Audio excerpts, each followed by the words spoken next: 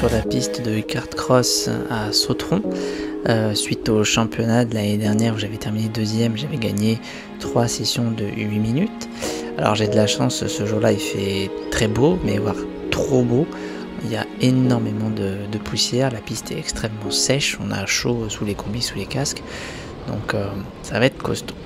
Là vraiment les premiers tours de roue, c'est la découverte du principe, donc ça secoue énormément. On va le voir sur les images qui arrivent. On prend énormément de coups, en fait il n'y a pas d'amortisseur, c'est des cartes traditionnelles.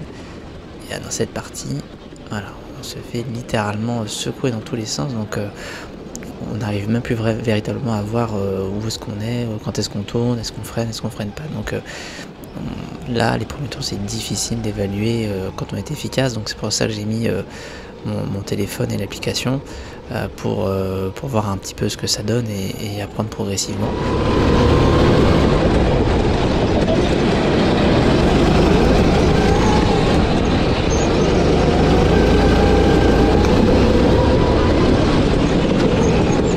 On voit quand on se rapproche d'un retardataire ou d'un concurrent, on est dans sa poussière, donc ça complique énormément le positionnement et l'appréciation de la trajectoire.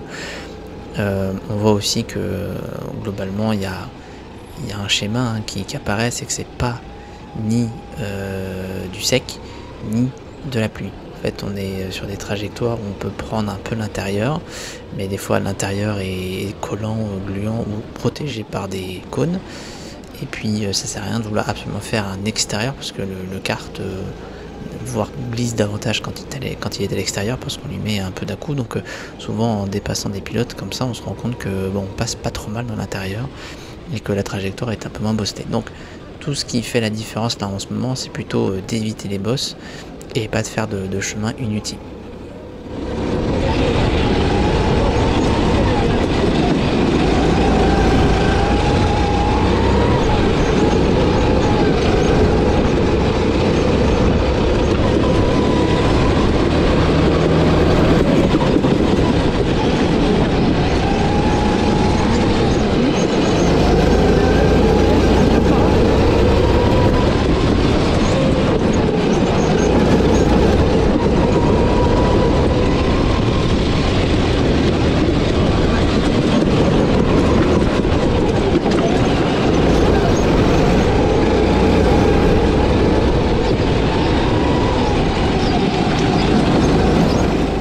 Donc dans ces conditions, on n'est que 4 sur la piste.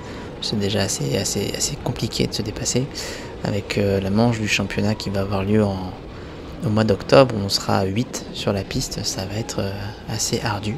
Je ne sais pas comment seront positionnés les cônes et les protections sur les bords de piste. Mais en tout cas, c'est vrai que ça joue beaucoup sur sa capacité à prendre un virage et à éviter éventuellement la glisse ou de percuter un concurrent.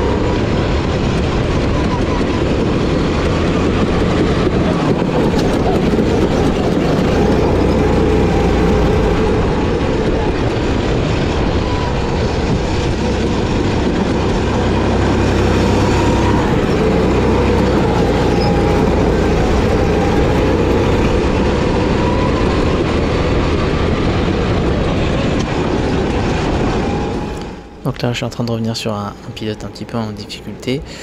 Je glisse un petit peu, là je touche le mur. Et puis au moment de tourner, en fait, il part complètement à la faute et je le percute. Donc ça va, il a rien, mais voilà, mauvaise visibilité et glisse un peu difficile à contrôler.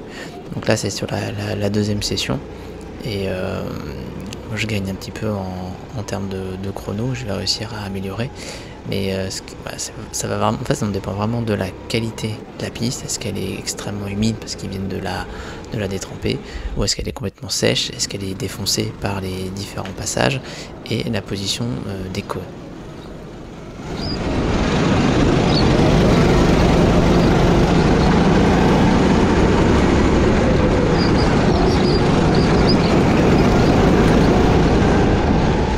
Pour cette troisième session, ils ont inversé la position des protections, ce qui devrait nous laisser en fait une trajectoire un petit peu moins bosselée. Donc là, ce qui est sympa, c'est qu'on part à peu près tous ensemble. On a tous roulé une quinzaine de minutes, donc on est déjà un peu plus à même de contrôler les cartes et de se friter. Ça ressemble davantage à ce qu'on va connaître au mois d'octobre. Donc je pense qu'il y aura des protections en moins, parce que honnêtement on passe pas à 8 s'il y a tout ça. Mais en tout cas c'est un bon challenge, et on se rend compte qu'on peut vite se rater, on peut vite être hors trajectoire. Donc ça va vraiment s'annoncer très sympa. Faut espérer juste que voilà, il fasse pas trop mauvais, hein. En cas de forte pluie ou une piste complètement trempée, ce sera carrément impossible à faire.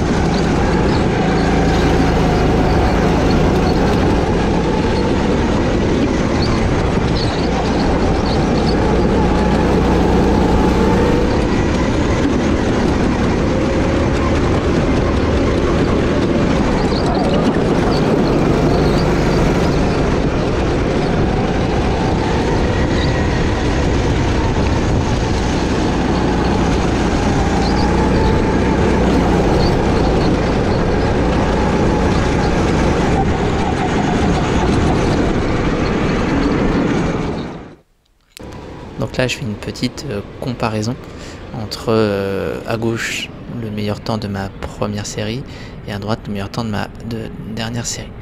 Donc on voit que je suis rentré globalement assez bien dans cet enchaînement, et je suis à peu près au même niveau.